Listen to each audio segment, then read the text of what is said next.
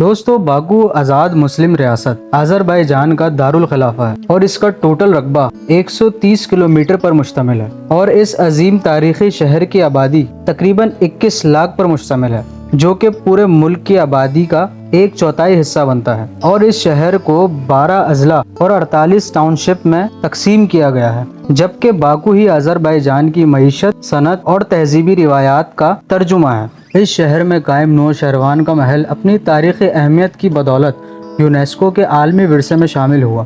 تاریخی شہر اور ملک کا دارالخلافہ ہونے کی بدولت یہاں پر سیاحوں کی آمد و رفت آذربائیجان کے زر مبادلہ میں اضافے کا سبب بنتا ہے۔ لیکن یہاں کے قابل دید مقامات کی طرف بڑھنے سے قبل مناسب ہوگا کہ آپ میرے چینل ایس ٹی وی کو سبسکرائب کر کے بیل آئیکن کے بٹن کو پریس کر دیں۔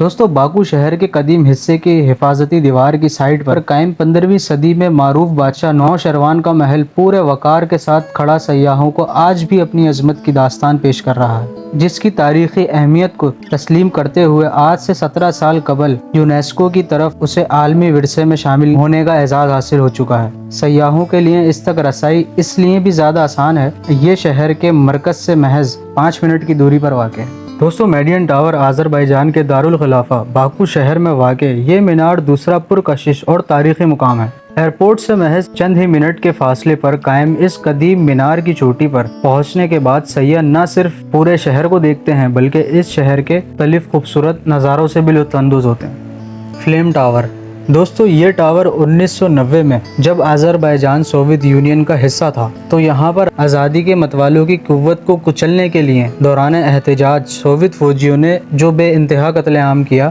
اس کی یاد میں تعمیر ہونے والی یہ یادگار عمارت سوویت رہنما کیروف کی یاد میں ہے۔ کیروف پارک کے نام سے بہت زیادہ مشہور ہے، جہاں پر ہر سال 20 جنوری کو مادر وطن پر قربان ہونے والے شہداء کی یاد میں تقریب منعقد کی جاتی ہے، اور اب یہ آذربائیجان کی آزادی اور افتخار کی علامت سمجھا جاتا ہے، اور یہ آنے والوں کو خوش آمدید کہتا نظر آتا ہے۔